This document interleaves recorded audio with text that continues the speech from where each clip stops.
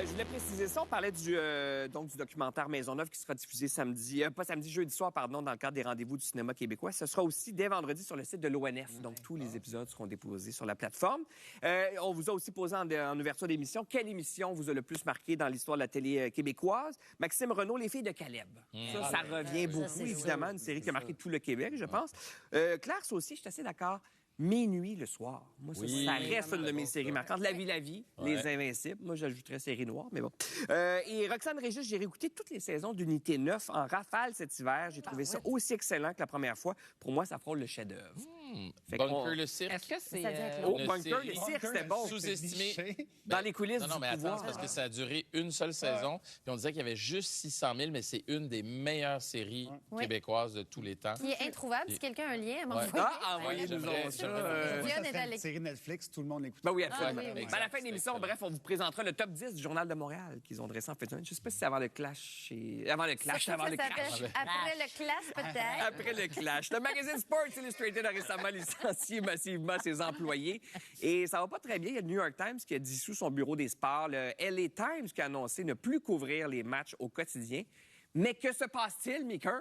La même affaire que dans tous les médias. Et c'est l'erreur qu'on fait, c'est qu'on oublie que les journalistes sportifs sont d'abord et avant tout des journalistes. Puis la plupart des journalistes sportifs que je connais ont fait d'autres choses avant aussi et parfois font d'autres choses après. En même temps. C'est juste qu'on oublie que c'est d'abord le journaliste qui prime, ça c'est une chose. Deuxièmement, il y a aussi tout l'avènement des équipes qui diffusent maintenant leurs propres conférences de presse sur les réseaux sociaux. Les athlètes également diffusent, ils gèrent leur image, donnent très peu d'entrevues, ils vont plutôt à des podcasts, des balados. C'est devenu des organes médiatiques en soi. Exactement. Puis en fait, c'est juste la profession qui change, puis on est beaucoup plus dans l'analyse, la chronique maintenant que dans le journalisme en tant que tel. Mais il y a encore du journalisme sportif. En passant, Rick Westhead de TSN, c'est lui qui a sorti l'histoire du scandale de Hockey Canada. Ah, oui. C'est un journaliste. Moi, je me fais un devoir de le rappeler à chaque fois à la radio. En passant, là, les conversations que vous avez à la maison, puis tout ce qui se passe sur les réseaux sociaux, ça part du travail des journalistes, que ce soit dans le sport ou ailleurs. Puis ça, faut pas l'oublier. Puis c'est pour ça, entre autres, que moi, je dis, je ne suis pas journaliste. Je suis chroniqueur sportif. Je suis analyste sportif. Mais journaliste, c'est un métier en soi. Puis c'est un métier qui est important, qui est fait quand il est fait avec rigueur puis il est bien fait, qui a son utilité dans la société au-delà du sport seulement. Puis il faut juste l'approcher différemment. Le journalisme sportif ne mourra pas, le journalisme non plus, mais il change. On a peut-être une image. Oui, mais il y a un type il y a un type de journalisme qui va mourir quand même. Le on a de moins, on a de moins en moins d'argent pour prendre le temps pour aller dégoter des scandales potentiels. Ça, c'est sûr. Puis je le dis pour ça, mais pour le journalisme économique et le journalisme au général quand même. Je veux dire, on n'a pas ça. Ce que je trouve qui est à craindre aussi, c'est le journalisme en région. Je veux dire, on a moins d'argent, c'est la région qu'on coupe en premier. On a beau couvrir les équipes professionnelles, mais les équipes non professionnelles, on les couvre de moins en moins. Et ça donne une image aussi, ça donne moins de vitrine aux jeunes pour s'inspirer aussi des sports. Et tu parlais des documentaires, des chaînes, tout ça. Ben, le Netflix fait une bonne job. Il n'y a pas moins de sport, hein? Non, il n'y a pas moins de sport. Mais c'est juste qu'on contrôle plus le message. C'est super le fun de voir la série sur les carrières de la NFL à Netflix. Mais je veux dire, tout est... L'équipe est derrière. Ben, oui. Excusez-moi ma question un peu niaiseuse, mais quelle est la différence entre un journaliste sportif puis un chroniqueur, comme toi tu dis, là? Premièrement, il n'y a pas de questions niaiseuses que des réponses niaiseuses. Mais tu m'en donneras faire pas attention. une, sûr. Elle va être très bonne. La différence pour moi, déjà, c'est que le journaliste, il y a un code de déontologie qui vient avec ça. Il y a des règles qui viennent avec ça. La chronique, c'est mon opinion. Un journaliste ne va pas donner son opinion. Donc, un journaliste sportif ne s'exprimera pas sur le fait que... Comment il s'appelle, le chum à Taylor Swift, il a poussé son coach puis il a crié après. Probablement pas. Le chroniqueur. Il devrait pas. Le chroniqueur, oui. Moi, ça va être ma job de parler. Il va rapporter ça, c'est pas. Je vais dire pourquoi. Moi, je vais dire, c'est plate, c'est le fun. Puis je vais dire pourquoi j'aime ça, etc. Puis j'essaie le plus possible de le faire aussi avec des faits, puis pas juste sortir des opinions de mon chapeau. Mais le journaliste sportif, sa job, c'est de rapporter les faits, c'est de rapporter ce qu'il a vu. Mais non seulement dans le sport, mais il y a une confusion souvent des genres pour le commun des mortels. Oui, absolument. Oui. Mais ça va un peu dans le sens de ce qu'Isabelle disait, mais le mois dernier, il y a Régent Tremblay qui était à l'émission Dans les médias et il parlait de la façon dont la couverture du Canadien, entre autres, devrait se faire aujourd'hui. Est-ce qu'il y a de l'avenir pour le journaliste sportif? Quel est l'avenir du journaliste sportif? Qu'est-ce qu'il devrait faire? Moi, je dis qu'il faudrait couvrir le Canadien comme le bureau d'enquête du Journal de Montréal fait avec la mafia, la PEG, les bandits et la police. C'est des gros mots, mais êtes-vous d'accord avec la façon dont on parle? Je me demandais ça allait être quoi l'extrait. Non, mais si on... Oui. J'ai peur. Sa blonde n'était pas dans l'extrait. Intéressant. Bien joué. Merci.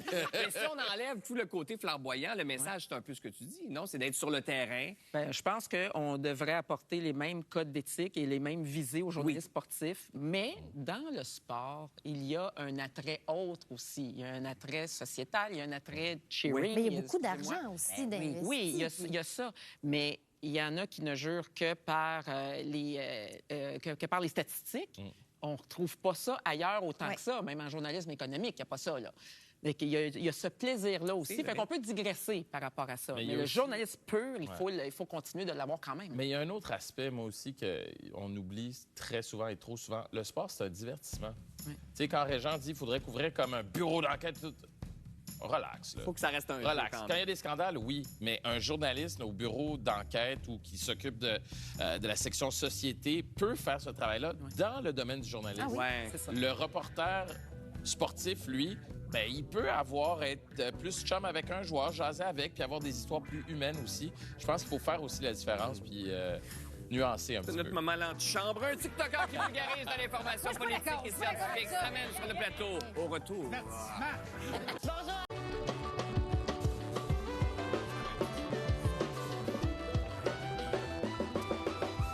Merci d'être toujours aussi vocaux sur nos réseaux sociaux. Paula Saunier, le Louis ressemble beaucoup à notre animateur. On pourrait dire des frères. Oh, ben, Colin, qu'on l'avoue. Ils ont le même pantalon.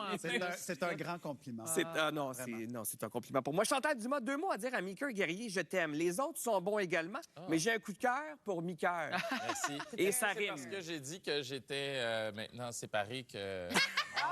à la maison, c'était un défi avant l'émission. Il voulait absolument le plugger quelque part. Il est célibataire. Et... m'a mis sur oui, la Tout le monde le sait que t'es séparé. Oui, comme quand Denis Coderre, il dit qu'il va aller faire son...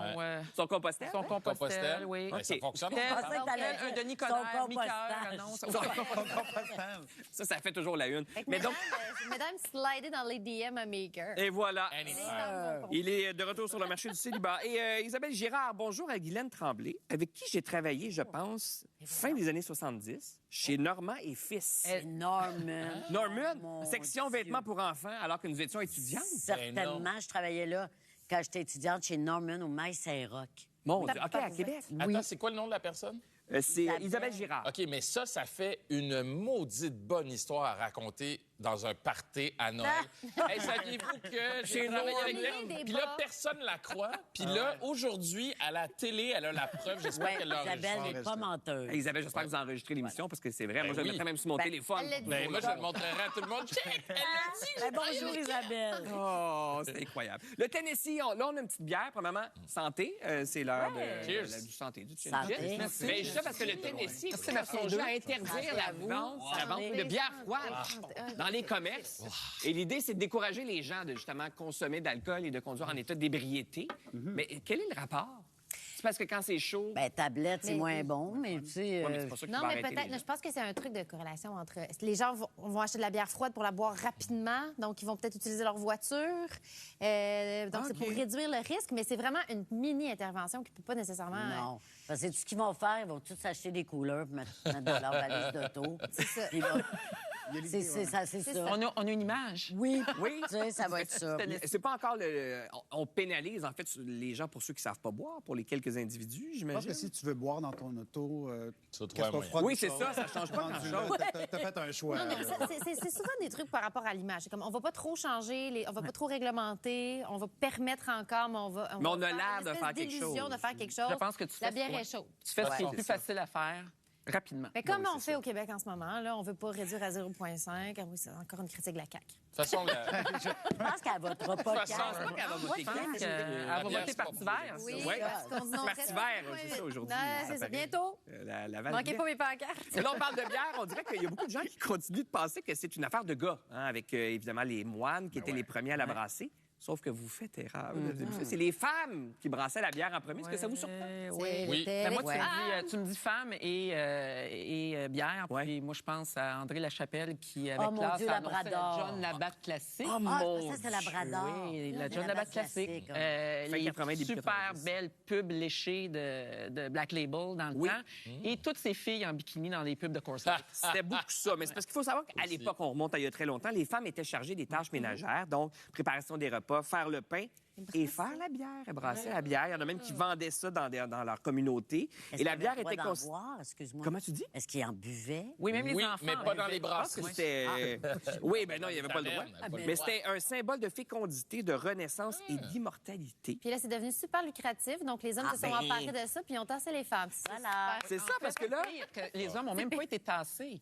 Ouais. C'est parce que on dit dans un petit document de la BBC, on disait que la première brasserie industrialisée après la Prohibition, c'était quand même une brasserie familiale, mais c'est l'homme qui était mis de l'avant pendant que les femmes brassaient en arrière.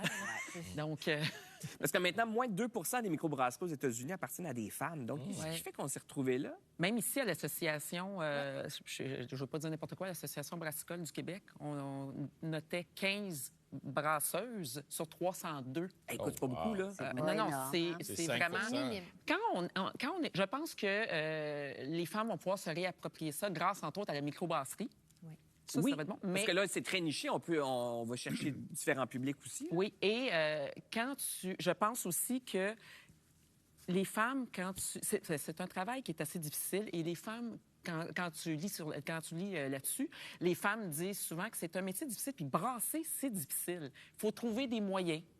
Comme de réduire les quantités, de trouver autrement. Fait que c'est des bras d'hommes, des fois, ça sert à... Ça. Mais il y a aussi le fait qu'ici, tu parlais des brasseries, là, qu'on allait boire une draft à la taverne du coin. C'était très gros. C'est vu comment, les femmes? Les femmes n'avaient pas le droit. Ben, en tout cas, moi... Mœurs légères et Ce que tout je ça. sais, c'est... Une femme qui boit, c'est toujours plus laid qu'un homme qui boit. Une femme chaude, c'est plus laid qu'un gars chaud. Ben oui, il y a encore des Quand biais. j'étais petite, là... Moi, je dirais qu'à jeun ou sous, c'est pas mal plus chaud une femme, là. Mais bon, ça, c'est mes préférences. Là, le nouveau, C'est mes préférences. D'ailleurs, tout le monde. On peut se demander pourquoi il est célibataire? Veux-tu savoir pourquoi? Non, on n'ira c'est pas là. Je me souviens, les images de tempérance, c'était plus les femmes. Oui, c'est ça. Mais il y a comme un gros marketing très masculin, très viril autour de la bière. Là, non seulement si on parle des tavernes puis de tout le passé de la bière, mais aussi le trip microbrasserie. Les gars qui se mettent ensemble, des chums, on investit, on fait nos étiquettes. Les étiquettes, les noms des bières, c'est souvent même des avant femmes. ça, les petits la messieurs qui blonde, font de la la bière dans clique. leur bain, là, tu sais, puis l'espèce de côté... C'est vrai. Ouais, Même, tu sais, il y a souvent langue de bateau. Il y a encore même une imagerie dans le marketing qui est très masculine. puis même Il y dans avait les bars aussi aussi, que le au-delà gars de- prenait une bière après sa dure journée à de travail. Comme si la madame avec 12 enfants, elle aurait dû en boire une caisse, la pauvre. Tu sais, Mais après oui, sa pauvre journée. image Elle prend du vin publicitaire. nature. Dans les bars, encore aujourd'hui, c'est ça. Tu sais, si tu vas prendre un verre avec quelqu'un, un gars, une fille, puis il arrive avec une bière et un drink avec un parapluie, ils vont nécessairement donner la Mais bière t'as au gars. raison. Et moi, je déteste la bière. Le drink avec le parapluie sucré, c'est à moi. Tu sais. Mais non, mais Margarita? c'est en train de changer, là. Oui, c'est en train de changer. On est de plus en plus dans les cocktails et mocktails, en plus. C'est vrai. La bière, quand vous allez en épicerie, en dépanneur, il y a de plus... Le packaging est extraordinaire maintenant. Il est multicolore.